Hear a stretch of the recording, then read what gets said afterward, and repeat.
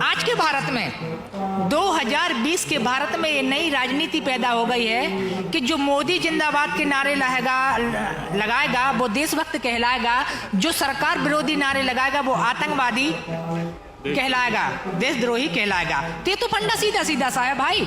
अगर मैं बोलूं मोदी जिंदाबाद तो मैं देशभक्त हो गया, अगर मैं बोलूं किसान जिंदाबाद तो मैं तो आतंकवादी हो गया। कि 26 जनवरी को गणतंत्र दिवस के समय पे किसान अंदर गए, किसान नहीं गए, बीजेपी के समर्थक के लोग गए किसानों का आंदोलन बदनाम करने के लिए। आज हमें आर्मी वालों के जवानों ने बताया कि 20,000 जवानों ने इस्तीफा दिया है। हर पुलिस वाला मेरे से यही कह रहा है यहाँ का कि गांधी ये सब हमारे अपने ही परदादा हैं, हम किसको मारेंगे, पर हमारे हाथ बंधे हैं। ऑन एयर वेख रहे ਸਾਰੇ ਹੀ ਦਰਸ਼ਕਾਂ ਦਾ ਮੈਂ ਸਿਮਰਨਜੀਤ ਸਿੰਘ ਸਿਮਰਾ ਸਵਾਗਤ ਕਰਦਾ ਇਸ ਵੇਲੇ ਮੌਜੂਦ ਹਾਂ ਕੁੰਡਲੀ ਬਾਰਡਰ ਦੇ ਉੱਤੇ। ਮੇਰੇ ਨਾਲ ਨੇ ਮਹਾਤਮਾ ਗਾਂਧੀ ਜੀ। ਮਹਾਤਮਾ ਗਾਂਧੀ ਇਸ ਸੰਘਰਸ਼ ਦੇ ਵਿੱਚ ਆਏ ਨੇ। गांधी जी स्वागत है जी। जय हिंद जय भारत। मेरा नाम संतोष गांधी है, मैं एमपी मध्य प्रदेश से आया हूँ। मैं इसलिए आया हूँ कि जिस प्रकार से मीडिया के आधार पर दिखाया जा रहा है कि सिंधु बॉर्डर पे कुल 1,000 किसान हैं, 10,000 आर्मी और पुलिस है, तो यहाँ मैं वर्तमान में रियल में देखने आया था कि माजरा क्या है। यहाँ हमने सिंधु बॉर्डर पर देखा है कि किसान अपना आंदोलन शांतिपूर्वक कर रहा है, अहिंसा के मार्ग से कर रहा है। अब रही चीज मोदी जी की बात, अगर मोदी जी की बात करो तो मैं मोदी जी से दो ही चीज में संदेश देना चाहता हूं कि जो कानून कृषि बिल के 3 कानून बनाए हैं उससे किसान निराश है, और आपने वो हालत खड़े कर दिए हैं कि किसान और जवान दोनों आमने सामने हैं। मैं मोदी जी से एक ही चीज पूछना चाहता हूं, जब देश में जवान ही नहीं रहेगा, किसान ही नहीं रहेगा, तो अपना भारत देश का अर्थ क्या निकला, जिसको अपन कहते हैं भारत देश। भारत देश का मतलब ये है कि सारे जहां से अच्छा हिंदुस्तान हमारा। तो हम यही जानना चाहते हैं मोदी जी से कि कृषि कानून अगर 3 कानून बनाए हुए हैं तो उनको रद्द किया जाए, और जो किसान आंदोलन है इसको समाप्त किया जाए, क्योंकि इससे देश की गति और विकास दोनों रुक रहे हैं। आप दूसरी चीज, मैं मोदी जी को 2 चीज और बता देना चाहता हूँ कि आप जो राजनीति कर रहे हो वो राजनीति छोड़ दीजिए। कि 26 जनवरी को गणतंत्र दिवस के समय पे किसान अंदर गए, किसान नहीं गए, बीजेपी के समर्थक के लोग गए किसानों का आंदोलन बदनाम करने के लिए। आपने कहा कि 29 तारीख को दिल्ली में बम ब्लास्ट हुआ है, तो किसी ने, बीजेपी के एक आदमी ने या किसी ने भी सूत्री बम ब्लास्ट करके उसको बम ब्लास्ट बना दिया, तो आपका सीधा मुद्दा बन जाता किसानों का आंदोलन तोड़ने के लिए। और मैं मोदी जी से ये कहना चाहता हूँ कि अभी चुनाव नहीं, तो ये तुमको माई बाप नहीं लग रहे हैं। चुनाव होते, चुनाव में कोरोना जैसी सभा आपने की, हर चुनाव की सभा में जनता का अभिनंदन किया, अब यहाँ इस मंच पे आइए किसानों का अभिनंदन कीजिए। क्या है, चुनाव नहीं इसलिए अभी आपको नहीं दिख रहा है। अभी जब आपके चुनाव आ जाएंगे, आप प्रधानमंत्री के पद पे ही कई चुनाव की रैलियों में गए हो, जनता से मिले हो, अभिनंदन किया है, तो इनका भी स्वागत कीजिए। ये भी तो किसान के है, ये भी तो भारतीय है।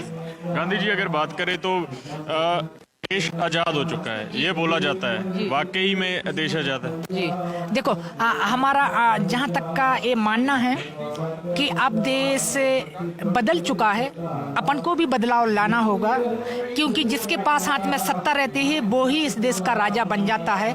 उसके सामने भौंकने से कोई फायदा नहीं है। उसके लिए या तो आप संघर्ष करो, या फिर उसके लिए हो सकता है कि अपने जो सपोर्टर रहते हैं वो बागी का रूप रख लेते हैं। तो जब ये सब कुछ हो जाता है उसके बाद में ही सरकार को झुकना पड़ता है। आज मैं बोलता हूं कि अगर मोदी सरकार इतने में ही नरेंद्र मोदी जी ये 3 कानून रद्द कर दे तो कितनी अच्छी बात बन गई।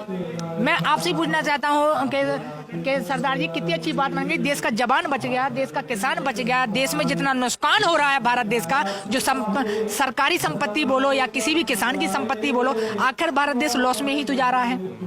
ऐसे आंदोलन चलने से आपको क्या लग रहा है कि देश तरक्की में जा रहा है, या सरकार न सुनने से आपको क्या लगता है कि देश तरक्की कर रहा है? नहीं, देश लॉस में ही जा रहा है। मैं ये बोलता हूँ, ये आपकी जो बनियान है, अगर इसको अपन समझेंगे ये भारत की है तो ये सेफ है। अगर इसको मैं समझूंगा कि ये तो दूसरा पहना हुआ है, सरदार इसको फाड़ दो, तो ये देश का नुकसान हुआ, किसी सरदार भाई का नुकसान नहीं हुआ। अगर अपन समझेंगे कि आंदोलन भारत देश का है, भारत देश के किसानों का है, तो ही इसका उद्धार होगा देश का। सरकार ਤਾਂ ਇੱਕ ਆਖ ਰਹੀ ਹੈ, ਸਰਕਾਰ ਜਾਂ ਬੀਜੇਪੀ ਦੇ ਕੁਝ ਲੋਕ ਅਜਿਹੀਆਂ ਗੱਲਾਂ ਆਖ ਰਹੇ ਨੇ ਕਿ ਜਿਹੜੇ ਲੋਕ ਬੈਠੇ ਨੇ ਟੈਰਰਿਸਟ ਨੇ, ਇਹ ਅੱਤਵਾਦੀ ਨੇ, ਇਹ ਰੈਡੀਕल्स ਨੇ। देखिए, मैं आपको एक चीज बता देता हूँ कि आप हिंदी बोलोगे तो मैं समझ पाऊंगा। सरकार बोल रही है, सरकार के कुछ लोग, बीजेपी के कुछ लोग बोल रहे हैं कि ये जो लोग बैठे हैं ये टेररिस्ट हैं, आतंकवादी हैं, रेडिकल्स हैं। आपको क्या लगता है? हाँ, तो इसमें आपको साफ साफ बता देता हूँ कि जो आज के भारत में 2020 के भारत में ये नई राजनीति पैदा हो गई है कि जो मोदी जिंदाबाद के नारे लगाएगा वो देशभक्त कहलाएगा, जो सरकार विरोधी नारे लगाएगा वो आतंकवादी कहलाएगा, देशद्रोही कहलाएगा। तो ये तो फंडा सीधा सीधा सा है भाई। अगर मैं बोलूँ मोदी जिंदाबाद तो मैं देशभक्त हो गया, अगर मैं बोलूँ किसान जिंदाबाद तो मैं तो आतंकवादी हो गया। तो ये तो खाली मोदी के बीजेपी सरकार के हटकंडे हैं जिस प्रकार से ये अपना रहे हैं। आप देखिए ये सिंधु बॉर्डर पर सरिया लगा के जो दीवार उठाई है, ये क्या सही है? आप देश बांटने का काम नहीं कर रहे क्या? आप क्या देश बांटने का काम नहीं कर रहे? ये जो सीमा अपन को चीन और पाकिस्तान के यहाँ खड़ी करनी थी वो आज अपन हिंदुस्तान में कर रहे हैं। इससे बड़ा दुर्भाग्यपूर्ण और कोई बात नहीं होगी। आज हमें आर्मी वालों के जवानों ने बताया कि 20,000 जवानों ने इस्तीफा दिया है। आज हमें उन्होंने बताया, मैं सिंधु बॉर्डर गया था, जवानों से हमने बात की, उन्होंने बाकायदा बात की। उन्होंने हमसे कहा कि गांधी ये सब हमारे अपने हैं। हर पुलिस वाला मेरे से यही कह रहा है यहाँ का कि गांधी ये सब हमारे अपने हैं, परदादा हैं, हम किसको मारेंगे? पर हमारे हाथ बंधे हैं, कानून से बंधे हैं। इसलिए मैं मोदी सरकार से अपील करना चाहता हूँ कि आप अगर देश की गति और देश का विकास बढ़ाना चाहते हो तो ये तीनों कानून जो बनाए हैं आपने कृषि के, उसको खत्म कर दे। अरे जब आप जैसे आपने एक वो नाम कमाया था कि हमारा हिंदुस्तान का नाम चलता था, आपने ये थोड़ा सा डिसीजन लेके पूरा नाम गिरा दिया। मैं आपसे पूछना चाहता हूँ, अगर ये नोटबंदी कर दी, जीएसटी लगा दी, ये कानून वापस लेने में जा क्या रहा है? जितने का उसमें फायदा नहीं होगा, अगर कानून वापस नहीं होगा तो उससे कहीं ज्यादा घाटे में जाएगा भारत देश। आपने हाथ में तिरंगा पकड़ा हुआ है, जी जी, क्या मतलब है इसका? आई मीन क्यों पकड़ा हुआ है, क्या रीजन है? मैं तिरंगा तो जब भी गांधी जी के चोले में दिल्ली आता हूँ, जब मैं हाथ में लेके ही आता हूँ, ये इसलिए पकड़ा था क्योंकि हमारे मध्य प्रदेश में मीडिया के आधार पर दिखाया है कि इन किसान भाइयों में दिल्ली के लाल किले में तिरंगे को निकाला है और फाड़ा है। हमें जब यहाँ हम आए, हमने किसानों भाइयों से पूछा और भी अधिकारियों से पूछा, उनका कहना ऐसा कि गांधी जी ये सब गलत बात है, किसान भाइयों ने झंडा नहीं फाड़ा है, वो तो बीजेपी के ही लोग है। किसानों का तिरंगा लेकर के लाल किले पर चढ़ करके हला दिया, जिससे फहराने के कारण से किसान भाइयों को मुद्दा बना लिया कि किसान चढ़ गए। तिरंगा वहाँ पे लहर रहा था, मैं बताता हूँ आपको। तिरंगा फाड़ा नहीं गया, एक निशान मतलब निशान साहब वहाँ पे लगाया गया है। आपको क्या लगता है सारा देखिए घटनाक्रम क्या लगता है आपको? मैं आपको एक चीज बता देता हूँ जो वर्तमान की चीज है। देश के प्रधानमंत्री अगर राजस्थान में जाते हैं तो पगड़ी लगा लेते हैं, देश के प्रधानमंत्री पंजाब में जाते हैं तो पगड़ी लगा लेते हैं, देश के प्रधानमंत्री अगर अपने नेपाल में जाते हैं तो वो झाड़ू ले लेते हैं, देश के प्रधानमंत्री अगर बंगाल जाते हैं तो बंगाल में भी वहाँ का रीति रिवाज कर लेते हैं। अगर हमारे देश में ऐसे हालात में अगर किसी व्यक्ति ने या वो तिरंगा हो या किसी भी चीज का निशान हो तो वो भी तो एक देश की धरोहर है। मैं आपसे पूछना चाहता हूँ कि सरदार हैं, सरदार के यहाँ सरदारों का जो परंपरा चली आई है तिरंगे की वो रहता है, तो क्या वो भारत देश में नहीं है? अगर उन्हें लहरा दिया तो मेरे हिसाब से ऐसा कोई गलत काम नहीं किया। इसको आप गलत तरीके से इनके आंदोलन को तोड़ने की राजनीति चल रही है, ये है मेन थ्रो। मैं ज्यादा वो नहीं बोलना चाहता हूँ। अगर देखो हर चीज का वो रहता है तो अपने भारत देश में जितने भी अपन विश्व में प्रधानमंत्री जाते हैं, क्या सब देश के झंडा नहीं लगे हैं?